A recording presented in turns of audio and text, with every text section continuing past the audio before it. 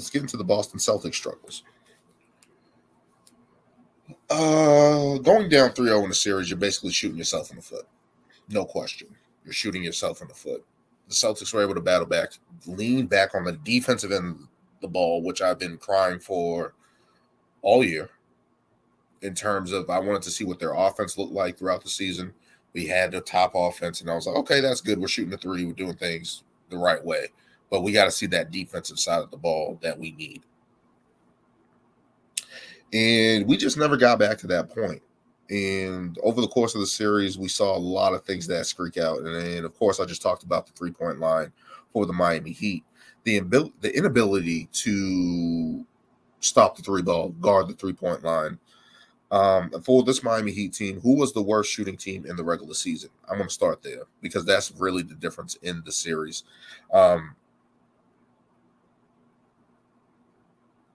We didn't make an impact on that part of the side of the ball, right? Like getting that taken away from Miami, right? Like not blitzing, not getting guys, not just missing key rotations in terms of what Miami was doing with pick and roll situations and stuff like that. We tried to fight over the screen with our guards. That didn't work. We tried to do switches, which I thought we were a heavy switch team, and then we kind of just went away from that. And in terms of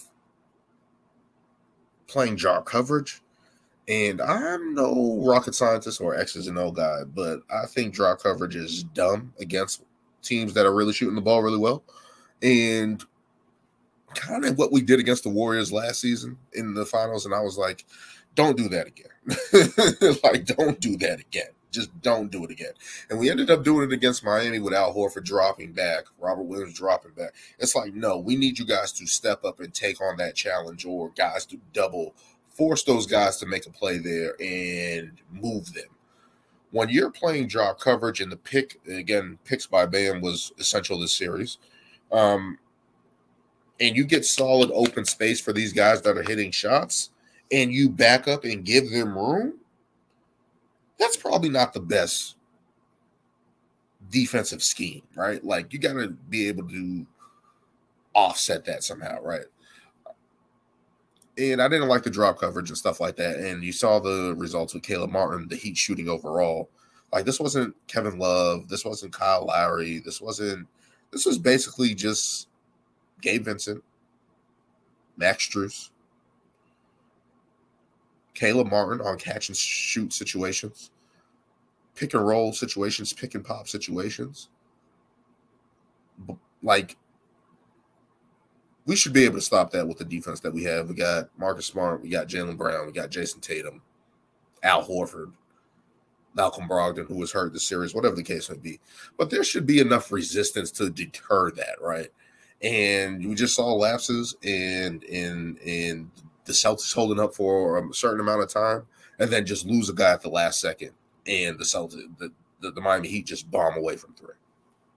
That's literally the difference in this series, right? Like, we shot 30% from three as a team. As a team, terrible shooting performances from Jason Tatum from outside, Jaylen Brown, Al Horford, who said he was an elite shooter early on in the Philly round, and since then just hasn't been able to catch on.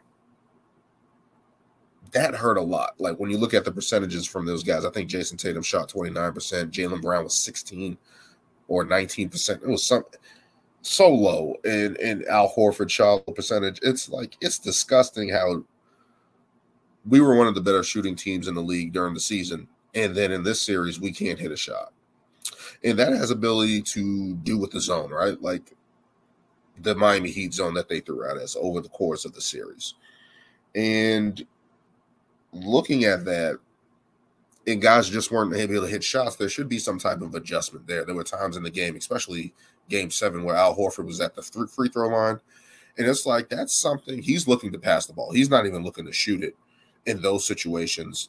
And there's just scheme-wise, it's like Jason Tatum, who I'll get into in a minute, maybe he should have been there and been the guy making everything happen from that the free throw line to nail. And we just didn't adjust to that, and the zone killed us. We weren't making shots from three. Miami Heat was able to contest and force us to go their way into traps. And it's like, what are we doing? The inability to crack the zone, not getting any dribble penetration there. Derek White was able to get it a couple times, and he was the savior of Game 6. And in Game 7, we're relying on his offense, right? Like in real stretches, like third quarter, fourth quarter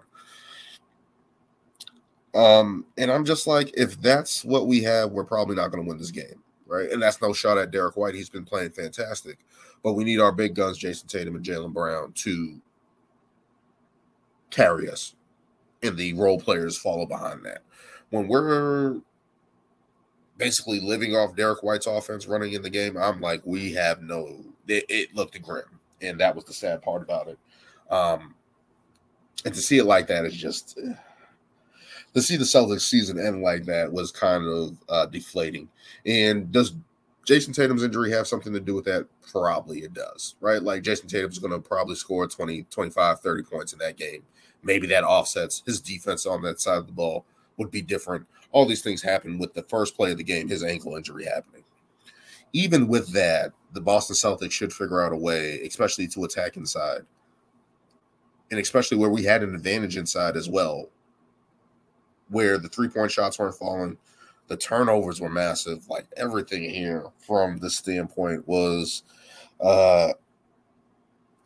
catastrophic in those situations, right? Like the ability to not knock down shots, and I think we started off 0 from 10 from 3. And when you do that, you're not giving yourself a chance to win the game at all. You're not. And it just showed that the Boston Celtics have another level that they can go to. There's another level to figure out, and especially on the offensive end.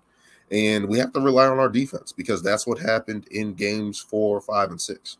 The ability to get defensive stops, the ability to get steals, push out and transition and get easy buckets, that offsetted our half-court woes last year, right? Like our defense became the number one in the league.